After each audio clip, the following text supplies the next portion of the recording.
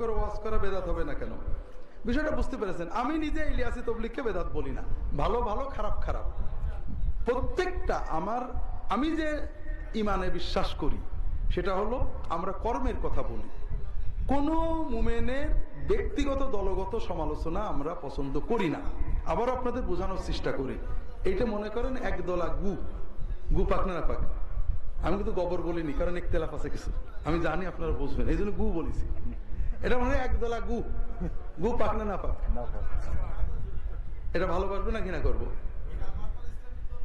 এক জগ পানির ভিতরে দিয়ে দিলাম, গুও না পাক পানিও। আপনি এটা নিয়ে যে ওই যমুনা নদীর ভিতরে ছেড়ে দিলেন, গুও না পাক, যমুনা নদীর সব পানি না পাক।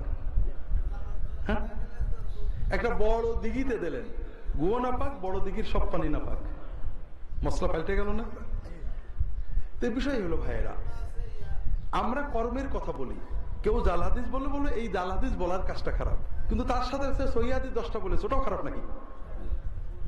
একজন লোক হয়তো মিলাদ পড়েছে, আমি বলবো মিলাদ, এই পদ্ধতির মিলাদটা সুন্নত না, কিন্তু সে নামাজ পড়েছে, ওগুলো খারাপ নাকি? ওগুলো খারাপ নাকি? কাজেই একটা মুমিনের একটা কর্ম আমি বলবো এটা সুন্নতে পাচ্ছি না, আমার কিছু করার নেই, আমি নবী সুন্নতে পাচ্ছি না, এটা সুন্নতের খেলাফ অথবা বিদআত। কিন্তু মুমিন তো আরো নেক আমল করে। একজন দ্বীনের দায়ী, ভালো আলেম, ইমাম, অনেক ভালো কাজ করেন, ভালো কথা বলেন। কাজেই আমরা ভালোকে ভালো, খারাপকে খারাপ বলবো। কথাকে বুঝতে পেরেছেন? মুসলমানের একটা খারাপকে বুঝে যদি সব খারাপ বললেন, তাহলে মুসলমানের ইমান, নামাজ, রোজা, আল্লাহর জন্য কষ্ট, এগুলো কোনোটা মূল্যায়ন করলেন না। তার মানে হলো আপনি নফসের ইত্তেবা করছেন, আল্লাহ রসুলের দিকে তাকাননি।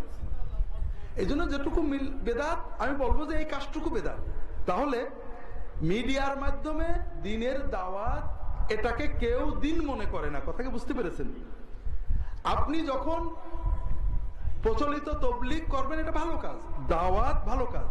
তবে যদি কেউ চিল্লা 40 দিন নির্ধারণ করাকে ইবাদত মনে করে, যে 39 হলে সওয়াব কম, 40 হলে সওয়াব বেশি, তাহলে এটা বেদাত হবে। কারণ নবীজি সাল্লাল্লাহু আলাইহি ওয়াসাল্লাম, সাহাবীরা, তাবেঈনরা দাওয়াত দিয়েছেন, কোনো দিন নির্ধারণ করেননি।